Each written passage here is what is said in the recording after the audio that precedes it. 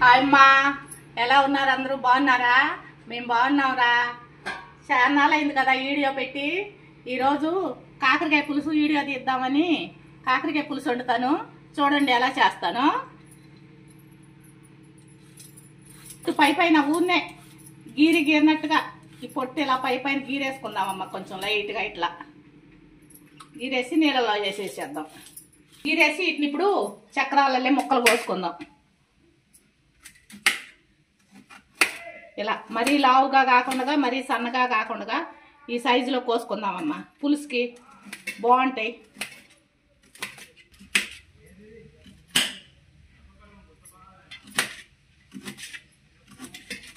ఇవ్వండి అమ్మా, ఇలా కాయలన్నీ నేను 1/2 కిలో కాయలు తీసుకున్నాను. 4 కాయలు వచ్చినాయి నాకు.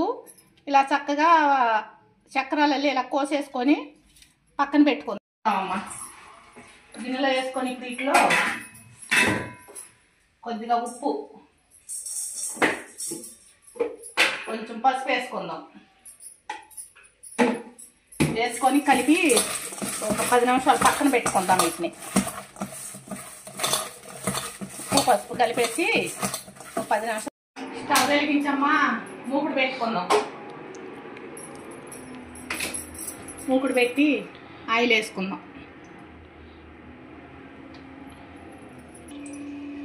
4 ఎల్లుల్లిపాయలు కచ్చాలిచ్చా చితక కొట్టుకుని వేసుకుందామమ్మా.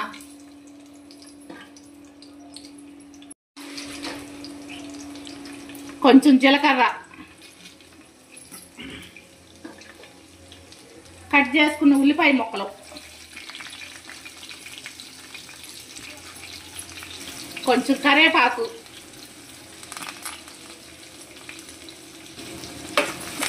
అన్నీ వేసుకొని ఇలా వేయించుకుందాం.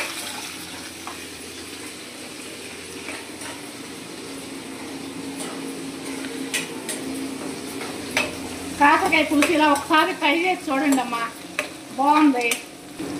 ఒక టమాటా కట్ చేసుకున్న టమాటా వేసేద్దాం.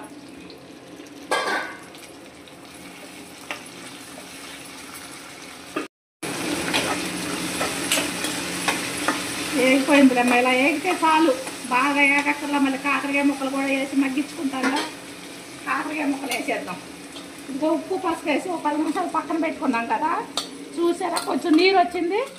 ఈ నీరంతా కొద్దిగా ఇలా పిండేస్తే చేదు ఉండదమ్మా, అస్సలు చేదు ఉండదు.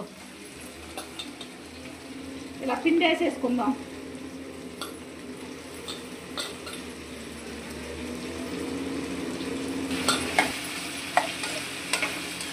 వీటిని చక్కగా ఒక 5 నిమిషాలు మగ్గించుకుందామమ్మా. మూత పెట్టి మగ్గించేసుకుందాం.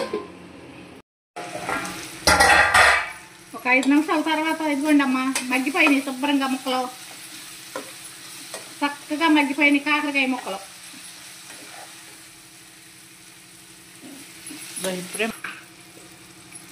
ఉప్పు,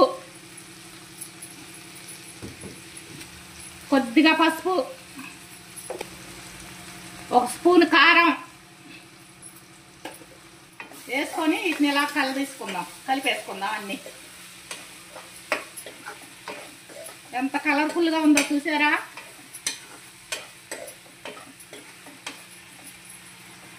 ఇవన్నీ వేసుకొని ఇంకొక 2 నిమిషాలు మగ్గనిద్దాం. మగ్గనిచ్చి అప్పుడు చింతపండు పులుసు పిండుకుందాం. ఉప్పు కారం వేసి ఒక 2 నిమిషాలు మగ్గ పెట్టుకున్నాం కదా. చూసారా, చక్కగా పట్టేసింది ఉప్పు కారం వీటికి. ఇప్పుడు చింతపండు పులుసు పిండేసుకుందామమ్మా. ఇంట్లో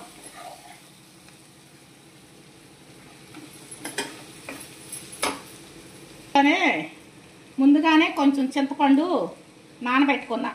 చిన్న నిమ్మకాయ సైజు అంతా పులుసు పిండేసుకుందాం. ఇప్పుడు ఇందులో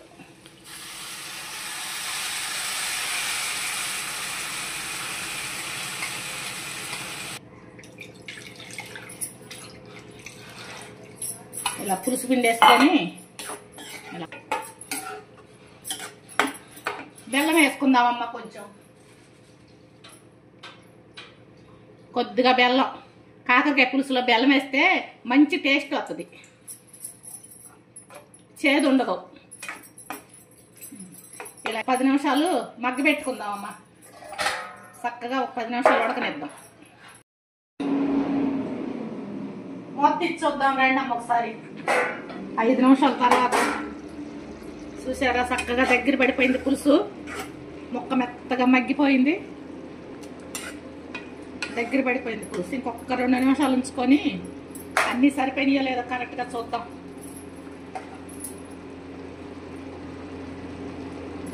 అన్నీ కరెక్ట్గా సరిపోయినాయి అమ్మా. సూపర్గా ఉంది, అసలు చేదు అనేదే లేదు, భలే ఉంది.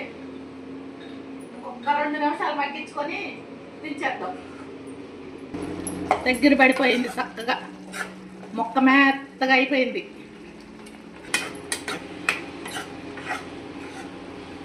దగ్గర పడిపోయిందమ్మా, ఇంకా కట్టేసుకుందాం. స్టవ్ ఆఫ్ చేసేద్దాం. కాకరకాయ పులుసు రెడీ అయిపోయింది. అసలు కొంచెం కూడా చేదు లేకుండా ఎంత కమ్మగా ఉందో. ఇలా చేసుకోండి ఒకసారి. ఇదిగో మన పైన కోసుకొచ్చిన కూరగాయలు, దొండకాయలు, లాంగ్ బీన్స్ ఏపుడు చేసానమ్మా. ఈ వీడియో కనుక మీకు నచ్చితే లైక్ చేయండి అమ్మా, సబ్స్క్రైబ్ చేసుకోండి.